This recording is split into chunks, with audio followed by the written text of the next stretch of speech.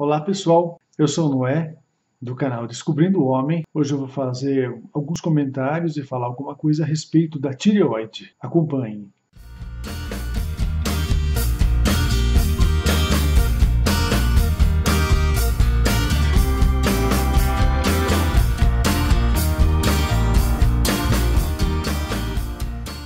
O nosso corpo tem um metabolismo e existem muitas formas de se regular esse metabolismo, ou seja, muitos mecanismos internos que fazem a regulação do mecanismo de funcionamento desse metabolismo. As glândulas são extremamente importantes nesse trabalho. Nós temos muitas glândulas no corpo. E hoje a gente vai falar então sobre a glândula tireoide. A glândula tireoide é uma glândula muito importante. E a maioria das pessoas não conhece muito a respeito dela. Nem sabe quais são as funções que ela desempenha ou qual a importância dessa glândula no metabolismo normal e no desempenho das funções orgânicas e do nosso corpo. E eu vou apresentar para vocês, então, uma série de informações a respeito disso. Antes eu vou apresentar, então, um slide mostrando a glândula e a posição em que ela se encontra no corpo, para que vocês possam situá-la quando pensar a respeito dela. Vamos ao slide. A glândula tireoide. A palavra tireoide vem do grego. Significa forma de escudo, porque quem estudou anatomicamente essa glândula achou que ela parecia um escudo e pegou o nome, então, da língua grega, que significa forma de escudo. Só como curiosidade. É uma glândula que se localiza logo abaixo da laringe e acima dessa região onde tem a união das clavículas. Tem a forma de um H. Essa parte é o istmo e esses são os lobos da tireoide.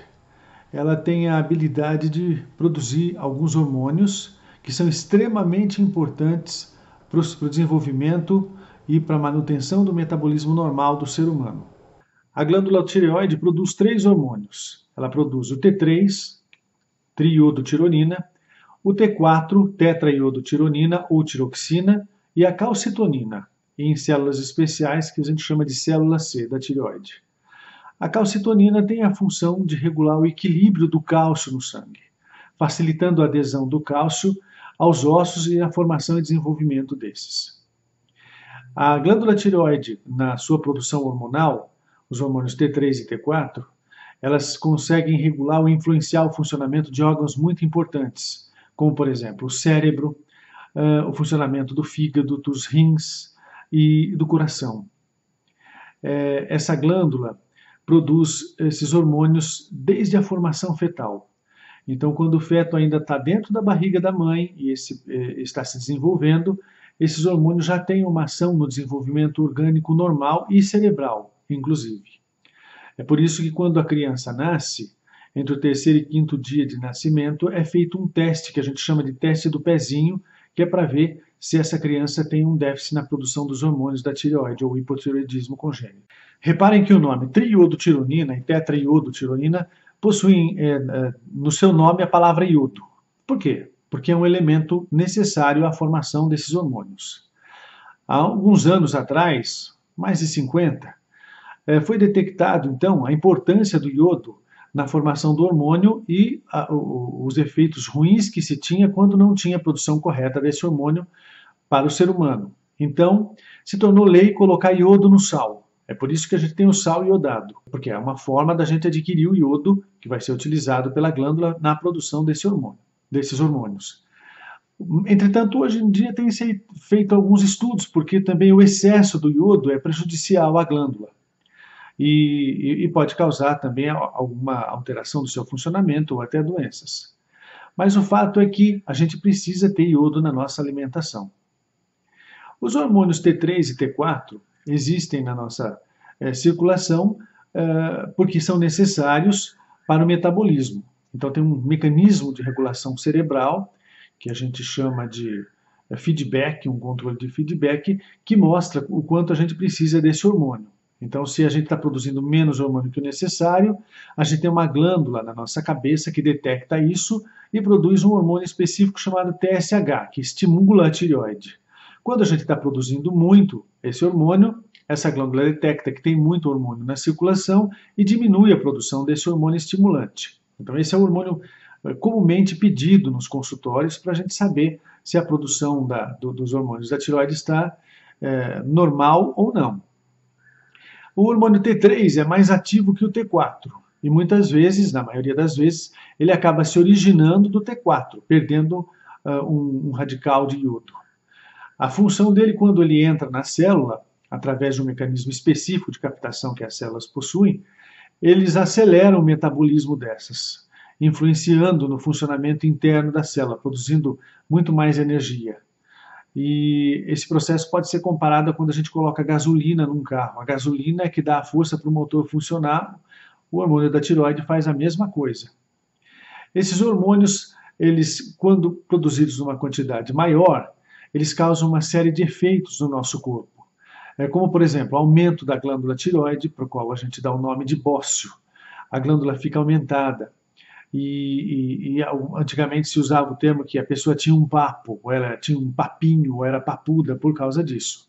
Mas também pode haver bócio quando a pessoa tem uma alimentação com ausência ou uma quantidade muito pequena de iodo. Então a glândula também acaba aumentando numa tentativa de produzir a quantidade normal do hormônio necessário para o metabolismo do corpo, que não consegue adquirir o iodo pela alimentação. Outras circunstâncias podem causar bócio também. É comum cistos ou nódulos na tireoide. E é importante, quando você tem familiares que têm problema de tireoide, você procurar um médico para poder ver isso. Não existe idade para se ter problema de tireoide. Ela pode começar em qualquer momento. Então, a partir dos sintomas que eu vou explicar, logo em seguida do hipo e do hipertireoidismo, seria interessante se procurar um médico para fazer os exames que são muito simples. Um exame de ultrassom já vai mostrar se a estrutura da glândula está acometida e um exame de sangue vai mostrar se a produção dos hormônios está ou não normal. Quais são as doenças mais comuns causadas pela tireoide? O hipotireoidismo e o hipertireoidismo. No hipotireoidismo, a produção do hormônio da tireoide é menor do que aquilo que é necessário para o corpo. Então o metabolismo começa a ficar lento. A pessoa começa a ter uma série de disfunções. É tão abrangente a função desse hormônio que uma mulher, por exemplo, pode ter alterações de fertilidade pela não produção ou produção inadequada desse hormônio. Vai havendo aumento do hipotireoidismo, aumento do volume do corpo, a pessoa começa a ganhar peso, o metabolismo diminui perto de 60%, a pessoa fica lenta, o raciocínio fica lento, a pessoa tem tendência à depressão, enfim, tem uma série de sintomas que vão aparecendo conforme o processo de hipotireoidismo vai se instalando. O contrário é quando esse hormônio é produzido numa quantidade muito grande. Então a pessoa fica acelerada, ela fica magra, ela começa a ter a produção de uma substância atrás dos olhos dela e nos tornozelos que vai inchando, incha o tornozelo e provoca a saída, empurra o olho para fora da órbita. Então a pessoa vai tendo uma exoftalmia, a gente chama em termos médicos, que significa o olho está sendo colocado um pouco para fora, fica aquele olho saltado para fora. Esses são alguns sintomas de casos mais graves de hipertireoidismo. Tem também batimento cardíaco acelerado, insônia, a pessoa dorme pouco, a pessoa se alimenta bastante, tem queda de cabelo, nervosismo, ela se sente com muita energia e ao mesmo tempo se sente cansada. Então esses são sinais que mostram que você pode estar tendo uma alteração hormonal da tireoide ou da função da tireoide. Caso vocês detectem alguma coisa semelhante a isso, é melhor procurar um médico. E se tem problemas de tireoide na família, pai, mãe, irmãos, é importante procurar também, porque existe uma certa tendência genética a esses problemas. Também é importante ressaltar que se o hipotireoidismo se instala em adolescentes ou pessoas que ainda estão em crescimento, isso pode atrapalhar o crescimento e o desenvolvimento. O hipotireoidismo também costuma estar associado a alterações de colesterol e de triglicerídeos. Pessoas também que têm o hipotireoidismo costumam ser obstipadas ou ressecadas, elas têm dificuldade para ir no banheiro. Então, o hipotireoidismo interfere na função intestinal também. No hipertireoidismo, o contrário, a pessoa vai ao banheiro muitas vezes.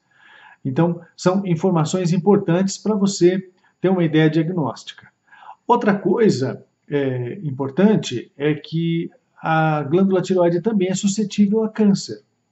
Então, quando se tem um nódulo de tireoide, é importante fazer uma investigação mais apurada disso. Geralmente são cânceres, quando diagnosticados no início, de fácil tratamento, a pessoa tem bastante sucesso no tratamento. Mas se você deixa por muito tempo, pode haver complicações e dificuldades no restabelecimento. E o diagnóstico é muito fácil. Um ultrassom, por exemplo, já poderia fazer o diagnóstico desses nódulos, que acabam indo para a biópsia e depois se sabendo através dessa biópsia se ele necessita ou não de tratamento mais específico. Muitas pessoas, e a maioria dos nódulos que se tem na tireoide, não são nódulos malignos, mas vale a pena a pessoa procurar um médico se ela notar alguma alteração estrutural ou se ela tiver história familiar de doenças da tireoide, como eu falei agora há pouco. No adulto, a glândula pode pesar até 25 gramas. Como curiosidade para vocês, informação. Tem uma estatística que diz que em alguma fase da vida, até 60% da população do Brasil pode apresentar nódulo na tireoide. E dessas pessoas, apenas 5% acabam tendo ou desenvolvendo um nódulo maligno como câncer. Por isso deve ser pesquisado e diagnosticado, porque existe eficácia no tratamento. Esse foi uma conversa sucinta, rápida a respeito da tireoide e de algumas doenças causadas por alterações na produção do seu hormônio. Se você gostou, então dá um joinha aí embaixo, se inscreve no nosso canal, façam perguntas, visitem a nossa fanpage. A gente gosta muito de compartilhar e de interagir. E até o próximo vídeo, então.